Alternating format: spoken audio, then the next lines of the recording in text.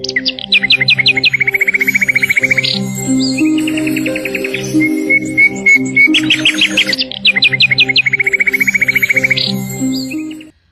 Everyone, ಮತ್ತೊಮ್ಮೆ crayons ಟ್ಯಾರೋಗೆ ಸ್ವಾಗತ. ಇವತ್ತಿನ ರೀಡಿಂಗ್ನಲ್ಲಿ ಆ ವ್ಯಕ್ತಿನ ನೀವು ಮತ್ತೆ ಭೇಟಿ ಆಗ್ತೀರಾ ಹಾಗೆ ಕೇಳೋಣ. ಇದೊಂದು timeless general candle wax reading ಆಗಿರುತ್ತೆ, ಹಾಗೆ ಕಲೆಕ್ಟಿವ್ ಎನರ್ಜಿನಲ್ಲಿರುತ್ತೆ. ಯಾರ್ಯಾರು ನನಗೆ ಸಬ್ಸ್ಕ್ರೈಬ್ ಮಾಡ್ತಾ ಇದ್ದೀರಾ, ಕಮೆಂಟ್ಸ್ ಮಾಡ್ತಾ ಇದ್ದೀರಾ, ಎಲ್ರಿಗೂ ತುಂಬ ಧನ್ಯವಾದಗಳು. ಈಗ ಈ ಕ್ಯಾಂಡಲ್ ಫ್ಲೇಮ್ ನಿಮ್ಗೇನು ರೀಡಿಂಗ್ ಕೊಡುತ್ತೆ ನೋಡೋಣ.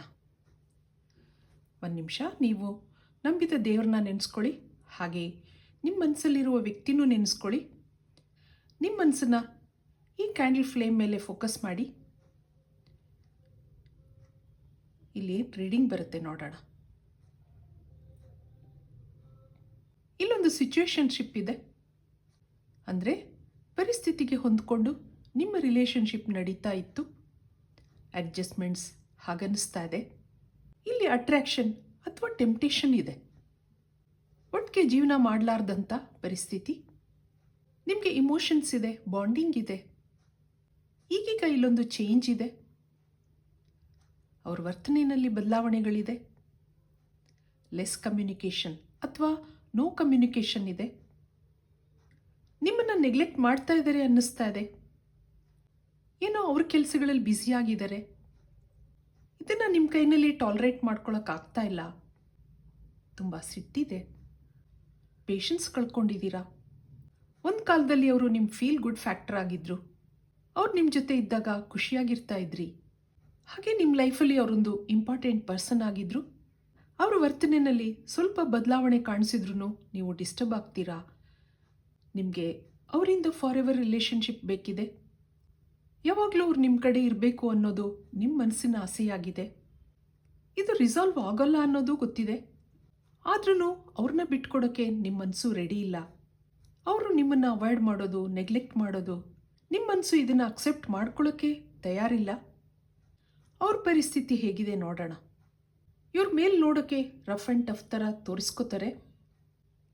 ಒಳಗೆ ನಿಮ್ಮ ಮೇಲೆ ಪ್ರೀತಿ ಇತ್ತು, ಭಾವನೆಗಳಿತ್ತು. ನಿಮ್ಮ ವ್ಯಕ್ತಿತ್ವ ಹಾಗೆ ನಿಮ್ಮ ಅನ್ಕಂಡೀಷನಲ್ ಲವ್ಗೆ ಅವ್ರು ಮನಸ್ಸು ಕೊಟ್ಟಿದ್ದಾರೆ ಅನ್ನಿಸ್ತಾ ಇದೆ. ನಿಮ್ಮ ಮೇಲೆ ಅಂಥ ಇಂಟ್ರೆಸ್ಟ್ ಇಲ್ಲ ಅಂತ ತೋರಿಸ್ಕೊಂಡ್ರೂ ಒಳಗೆ ನಿಮ್ಮ ಮೇಲೆ ಭಾವನೆಗಳಿದೆ, ಫೀಲಿಂಗ್ಸ್ ಇದೆ. ನಿಮ್ಮನ್ನು ಅವರು ಇಮೋಷ್ನಲ್, ರೊಮ್ಯಾಂಟಿಕ್, ಟ್ರಾನ್ಸ್ಪರೆಂಟ್ ಅಂದ್ಕೊಂಡಿದ್ದಾರೆ. ನಿಮ್ಮ ಹತ್ರ ಚೆನ್ನಾಗಿ ಮಾತಾಡ್ತಾರೆ, ಆದರೆ ಅಷ್ಟೊಂದು ಅಟ್ಯಾಚ್ಮೆಂಟ್ ಬೆಳೆಸ್ಕೊಂಡಿಲ್ಲ ಅನ್ನೋದು ಬರ್ತಾ ಇದೆ. ನೀವು ಇಷ್ಟ ಇದ್ದೀರಾ, ಆದರೆ ಅಂಥ ಇಮೋಷ್ನಲ್ ಬಾಂಡಿಂಗ್ ಅವ್ರ ಕಡೆಯಿಂದ ಇಲ್ಲ ಅನ್ನೋದು ಬರ್ತಾ ಇದೆ. ಹಾಗೆ ಈ ವ್ಯಕ್ತಿಗೆ ಈಗೋ ಇದೆ ಅನ್ನಿಸ್ತಾ ಇದೆ. ನೀವು ಅವ್ರನ್ನ ಚೇಸ್ ಮಾಡಬೇಕು, ಇಷ್ಟಪಡಬೇಕು ಅಂದ್ಕೊಂಡಿರಬೇಕು. ನಿಮಗೆ ಇಲ್ಲಿ ಕ್ಲಾರಿಟಿ ಬೇಕಿದೆ. ಅವ್ರ ವರ್ತನೆ ನೋಡಿದಾಗ ಇಷ್ಟಪಡ್ತಾರೆ ಅನಿಸುತ್ತೆ. ಡಿಪ್ಲೊಮ್ಯಾಟಿಕ್ ಆಗಿ ಮಾತಾಡ್ತಾರೆ. ಬೇಕಂತ ನಿಮ್ಮನ್ನು ಸತಾಯಿಸ್ತಾ ಇದ್ದಾರೆ ಅನ್ನೋದಿದೆ. ನಿಮಗೆ ಮನಸ್ಸು ಕಂಟ್ರೋಲ್ನಲ್ಲಿಲ್ಲ, ಆಂಗ್ಸೈಟಿ ಇದೆ. ಅವ್ರಿಗೆ ನನ್ನ ಮೇಲೆ ಭಾವನೆ ಇದೆಯಾ ಅಥವಾ ಇದು ನನ್ನ ಭ್ರಮೆನಾ? ಅವ್ರ ನೆನಪುಗಳನ್ನು ಅತಿಯಾಗಿ ಮನಸ್ಸಿಗೆ ತಗೊಂಡಿದ್ದೀನಿ ಅನ್ನಿಸ್ತಾ ಇದೆ. ನಿಮಗೆ ತುಂಬ ದಿನದಿಂದ ಗ್ಯಾಪ್ನಲ್ಲಿದ್ದಾರೆ, ಆದರೂ ಅವ್ರನ್ನ ನೀವು ನೆನೆಸ್ಕೋತಾ ಇದ್ದೀರಾ. ನಿಮ್ಮನ್ನು ಅಷ್ಟೊಂದು ಗಮನಿಸ್ತಾ ಇಲ್ಲ, ಕಾಂಟ್ಯಾಕ್ಟ್ ಇಲ್ಲ. ಶುರುವಿನಲ್ಲಿ ಎಲ್ಲ ಚೆನ್ನಾಗಿತ್ತು, ದಿನ ಕಳೆದ ಹಾಗೆ ಅವರಲ್ಲಿ ಅಂಥ ಇಂಟ್ರೆಸ್ಟ್ ಕಾಣ್ತಾ ಇಲ್ಲ ಅನ್ನಿಸ್ತಾ ಇದೆ ನಿಮಗೆ. ಹಾಗೆ ನಿಮ್ಗೆ ಇಲ್ಲೊಂಥರ ನೆಗೆಟಿವ್ ಥಾಟ್ಸ್ ಬರ್ತಾ ಇದೆ, ಹಾಗೆ ಹಠನೂ ಕಾಣ್ತಾ ಇದೆ. ಒಂದು ವ್ಯಕ್ತಿ ಸುಮಾರು ದಿವಸದಿಂದ ನೋ ಕಾಂಟ್ಯಾಕ್ಟಲ್ಲಿದ್ದಾಗ, ಕಮ್ಯುನಿಕೇಷನ್ ಗ್ಯಾಪ್ ಜಾಸ್ತಿ ಆದಾಗ ಆ ಸಂಬಂಧದ ಬಗ್ಗೆ ಯೋಚನೆ ಮಾಡಬೇಕಾಗತ್ತೆ ನೀವು. ಇಲ್ಲಿ ಒನ್ ವೇ ಆ ಥರನೂ ಅನ್ನಿಸ್ತಾ ಇದೆ. ಇಲ್ಲಿ ಏನೋ ಕರ್ಮ ರಿಟರ್ನ್ಸ್ ಅನ್ನೋದು ಬರ್ತಾ ಇದೆ. ಯಾರು ಯಾರನ್ನ ಸುಮ್ಮನೆ ಭೇಟಿ ಆಗಲ್ಲ, ಹಾಗೆ ಎಲ್ಲರಲ್ಲೂ ಅಟ್ರಾಕ್ಷನ್ ಬೆಳೆಯಲ್ಲ. ನಿಮ್ಮ ಕರ್ಮಗಳ ಅನುಸಾರ ಕೆಲವು ಸಂಬಂಧಗಳು ಮುಂದುವರಿಯುತ್ತೆ, ಕೆಲವು ಅರ್ಧದಲ್ಲಿ ನಿಂತು ಹೋಗುತ್ತೆ.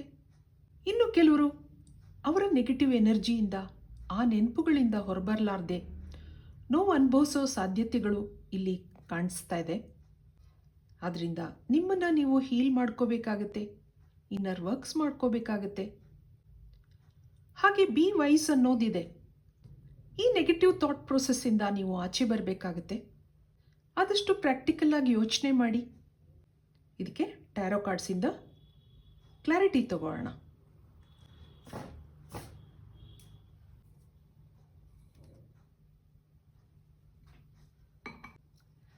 ಇಲ್ಲಿ ಆ ವ್ಯಕ್ತಿನ ನೀವು ಮತ್ತೆ ಭೇಟಿ ಆಗ್ತೀರಾ?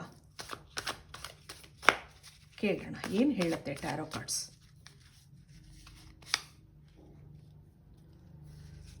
ಮನಸ್ಸಲ್ಲಿ ನೂರಾರು ಯೋಚನೆಗಳಿದೆ, ಆಂಗ್ಸೈಟಿ ಇದೆ. ಕನಸಲ್ಲೂ ನೀವು ಆ ವ್ಯಕ್ತಿನ ನೆನಪಿಸ್ಕೋತೀರಾ?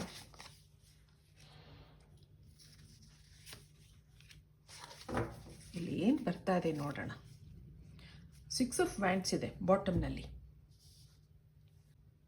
ಅವರನ್ನು ನೀವು ತುಂಬ ಹಚ್ಕೊಂಡಿದ್ದೀರಾ, ಆದರೆ ಆ ಕಡೆಯಿಂದ ಏನು ರೆಸ್ಪಾನ್ಸ್ ಇಲ್ಲ ಅನ್ನೋದು ಬರ್ತಾ ಇದೆ.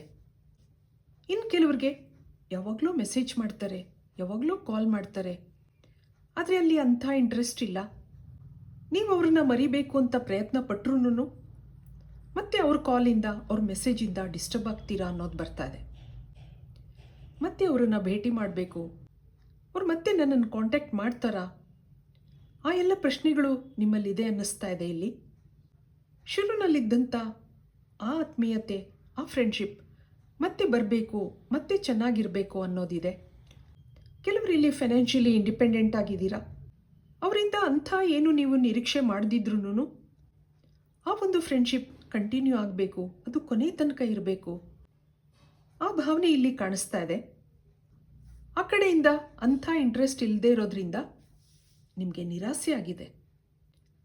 ಮನಸ್ಸಲ್ಲಿ ಒಂಥರ ಹಠ ಇದೆ, ಹೇಗಾದರೂ ಸರಿ ಮತ್ತೆ ನಾವು ಹಿಂದಿದ್ದಂಥ ಆ ಜೀವನ ಮತ್ತೆ ಬರಬೇಕು ಅನ್ನೋದು ನಿಮ್ಮ ಮನಸ್ಸಲ್ಲಿ ಕಾಣಿಸ್ತಾ ಇದೆ. ಇಲ್ಲಿ ಯೂನಿವರ್ಸಿಂದ ನಿಮ್ಗೇನು ಮೆಸೇಜ್ಗಳು ಬರುತ್ತೆ ನೋಡೋಣ.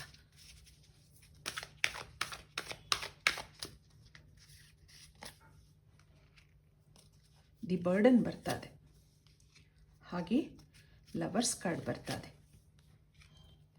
ಮತ್ತೊಂದು ಹೀಲಿಂಗ್, ಇಲ್ಲೊಂದು ಎಕ್ಸಿಸ್ಟೆನ್ಸ್ ಬರ್ತಾ ಇದೆ, ಮತ್ತೊಂದು ಅವೇರ್ನೆಸ್, ಇಲ್ಲಿ ಕ್ರಿಯೇಟಿವಿಟಿ. ಏನೋ ಕಲ್ಪನಾ ಲೋಕದಲ್ಲಿ ಇದ್ದೀರಾ ಅಂತ ಅನ್ನಿಸ್ತಾ ಇದೆ. ಆ ನೆನಪುಗಳಿಂದ ಆಚೆ ಬರೋಕ್ಕಾಗ್ತಾ ಇಲ್ಲ, ಮನಸ್ಸು ಭಾರ ಆಗಿದೆ, ಆಗಾಗ ಯೋಚನೆ ಆಗ್ತಾ ಇರುತ್ತೆ. ಅವ್ರಿಗೂ ನನ್ನ ನೆನಪಿದೆಯಾ ಅನ್ನೋದಿದೆ ನಿಮ್ಮ ಮನಸ್ಸಲ್ಲಿ.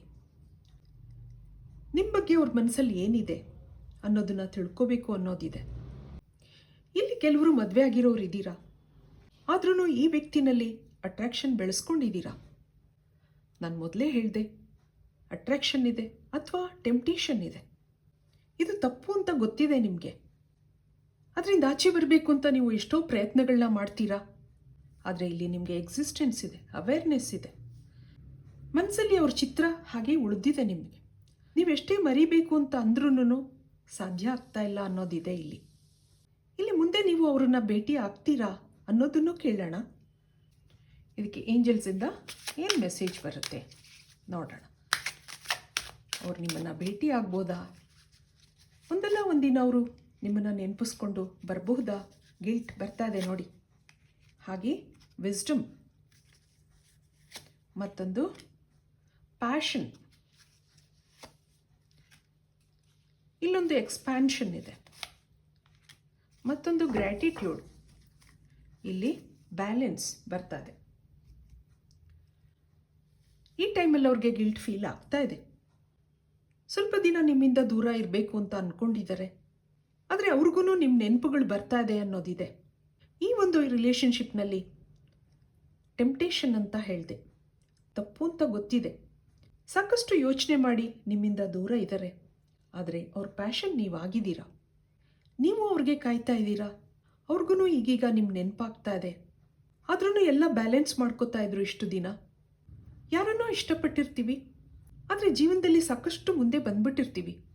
ಹಿಂದೆ ಹೋಗೋಕ್ಕಾಗಲ್ಲ, ಆದರೆ ಮನಸ್ಸನ್ನ ಕಂಟ್ರೋಲಲ್ಲಿ ಇಟ್ಕೊಳ್ಳೋಕ್ಕೂ ಆಗ್ತಾ ಇಲ್ಲ. ಆ ಒಂದು ಪರಿಸ್ಥಿತಿ ಇಲ್ಲಿ ಕಾಣಿಸ್ತಾ ಇದೆ.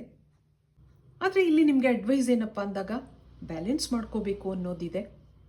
ಹೌದು, ಇಬ್ರಿಗೂ ಇಲ್ಲಿ ಪ್ಯಾಷನ್ ಇದೆ, ಅವ್ರಿಗೂ ಗಿಲ್ಟ್ ಫೀಲ್ ಆಗ್ತಾ ಇದೆ, ಆದರೆ ಮುಂದೆ ನಿಮ್ಮನ್ನು ಭೇಟಿ ಮಾಡ್ತಾರೆ ಅನ್ನೋದಿದೆ.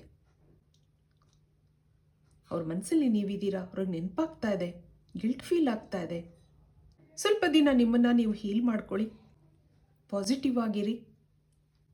ಇವೆಲ್ಲದರಿಂದ ಒಂದಲ್ಲ ಒಂದಿನ ಅವ್ರು ನಿಮ್ಮನ್ನು ಭೇಟಿಯಾಗ್ಬೋದು. ಇದು ಇವತ್ತಿನ ರೀಡಿಂಗ್ ಆಗಿರುತ್ತೆ. ಮತ್ತೆ ಇಂಥದೇ ರೀಡಿಂಗ್ ಬೇಕು ಅಂತ ಅನಿಸಿದ್ರೆ ನನ್ನ ವಿಡಿಯೋಸ್ನ ಲೈಕ್ ಮಾಡಿ, ಶೇರ್ ಮಾಡಿ, ಸಬ್ಸ್ಕ್ರೈಬ್ ಮಾಡಿ. Thank you for watching. Be happy always.